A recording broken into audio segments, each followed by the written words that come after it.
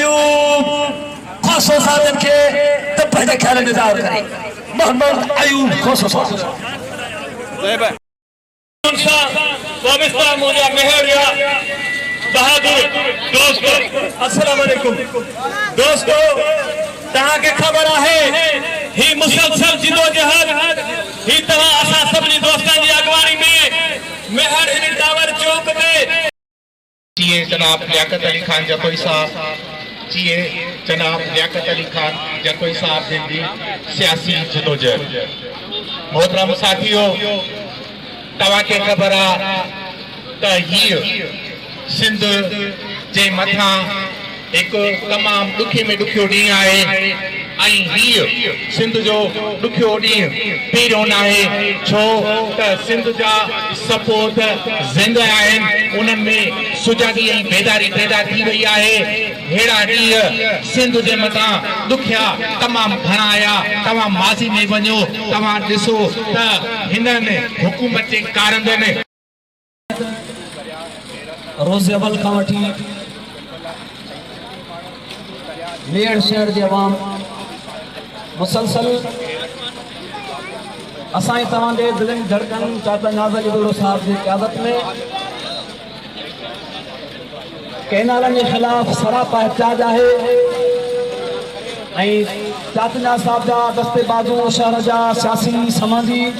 वकला ताजर मजहबी जमायतों में शाना बशाना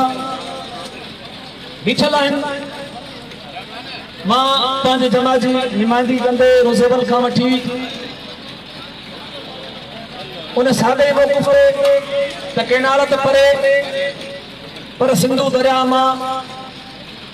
पाणीअ जे कतरे जो खैण बि कंहिंखे हक़ न ॾींदासीं अरे ये धरती मुंहिंजो जो नंगा जड़े भी सिंध सद कयो पहुंची पट के वर वयो न हिचकिया न हब किया न दम मिले न धचकिया अजायो तो अड़ाई उन्हनि से पंहिंजी जंगा जंग जंग जंग गया मुंहिंजी दोसा जंग गया पलीत पैर कर परे सिंधु दरिया मुंहिंजो नंगा रण ॾिसजो पहिरियों त मां शुक्रगुज़ार आहियां चाचा नियाज़म बुल्लो साहब ऐं सॼी जेका वकील बिरादर सिविल सोसाइटी ही जेको केनालनि जो मसइलो आहे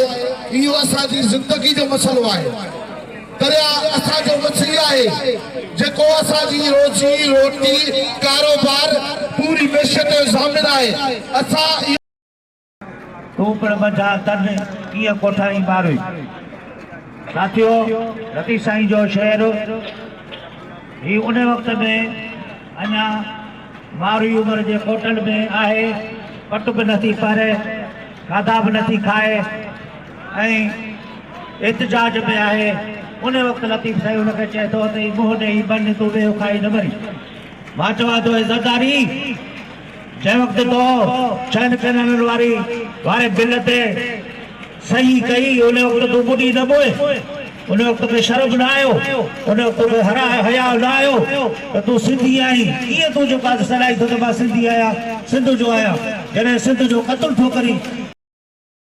टांडन ते टिलिया पांधी तुझे प्रीत जा टांडन ते टिलिया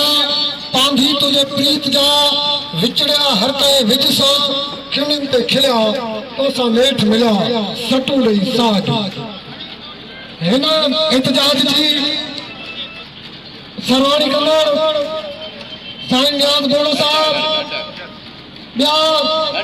असांजा समूरा दोस्तों साथियों मेड़ शहर जा रहवासियों अतीबो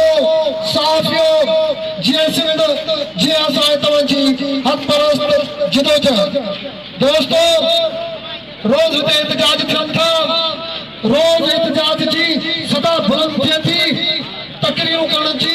जो को शौक़ न आहे तो रोज़ अची असांखे तकरीरूं करे तव्हांखे पंहिंजो आवाज़ ॿुधायूं असांखे हुनजो को शौक़ न आहे पर असांजी मजबूरी आहे त जेसिताईं हिननि केनालनि जे खात्मे जो ऐलान नथो थिए तेसिताईं असांजी हीअ सदा बुलंद थींदी रहंदी नो कोने हर धरती जे हिलाली पुत्र बच्चे बच्चे के खबर त हीअ सिंध अमर ते ॾुखियो वक़्तु गुज़रे ऐं असां जा पोइ बि ही धरती धणी निकिरी चुका आहिनि पर ही मूंखे अफ़सोस थिए थो हे दुकानदार ऐं जेके रेड़नि वारा मां तव्हांखे ॿुधायां थो सिंधियो जेकॾहिं ही जेको वागूअ ऐलान कयो आहे हिननि केनालनि जो इहो ऐलान लाइ 7 करोड़ अवाम जी निड़ीअ जी साह जे लॻ ते लत आहे या न अगवाणी कंदड़ जिदोजहद जी अलामत बढ़ियल असांजो प्यारो भाउ नियाज़ अली बुढ़ो साहब मेयर बार जा वकील दोस्तो हिन निकिरण उस में 1.5 किलोमीटर पैदल पंध करे अची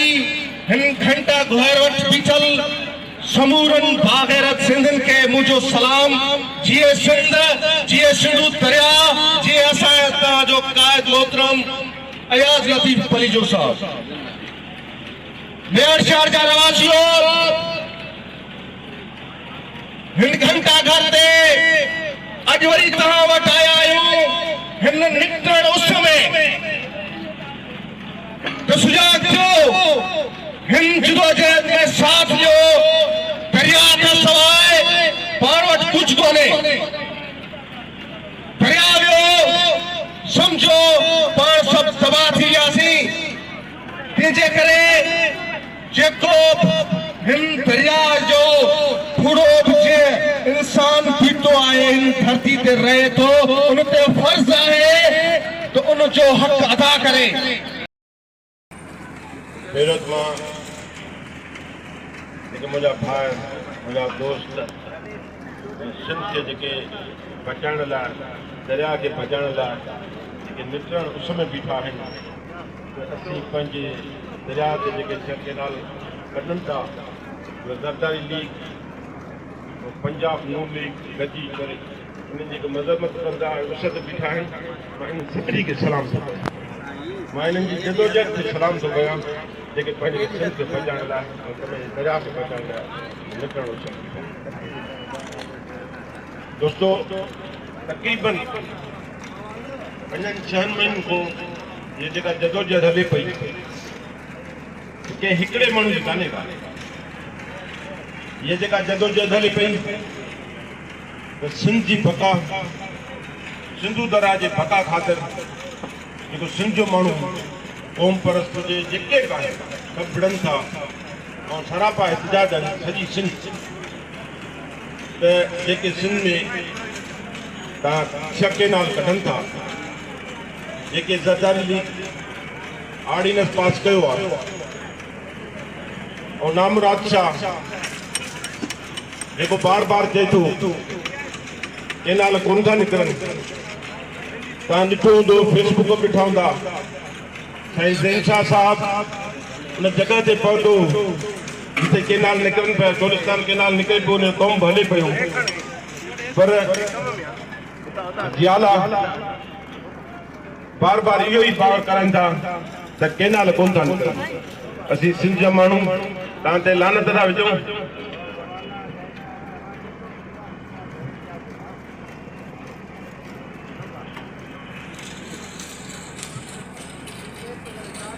असीं सिंध जा माण्हू सिंध जो नंढो वॾो तव्हां ते लानत हुजे जो इजाज़त ॾिजो वरी इहो चओ त सिंध जा माण्हू बेवकूफ़ आहिनि ऐं उन्हनि खे इहो चओ त केनाल कोन था निकिरनि असीं तव्हां ते लानत था विझूं ऐं जेको बि ॻाल्हाइनि था कूड़ सां बकवास कनि त कल्ह टियों ॾींहुं साईं खुर्शे शाह जेको सखर जो पाण खे चङो मुड़ुसु सम्झे थो मां त मुचड़ शाह सॾींदो आहियां मुचड़ शाह जेका तक़रीर कई ते मोल घोड़ा आहिनि ॿियो जेको लफ़्ज़ चयो अथई मां चवां थो कुता त पाण हो जेको सिंध जो खाओ बि था वरी सिंधी माण्हू खे ठोको निम गरमी त पाण कयो था उहा इन करे कयो जंहिं सिंध जा जवान आहियो बेनिम का औलाद हो किनो औलाद हो जॾहिं सिंध जे माण्हू खे ठोको था कुता आहिनि ऐं हे मोल घोड़ा छाजा मोल छाजे लाइ उथिया सिंध जे जियापे लाइ जेके केनाल था कढनि सिंधी माण्हू उन जे लाइ उथिया 7 करोड़ सिंधी माण्हू रोडनि ते आहिनि पर उन में जेको ज़ालनि खे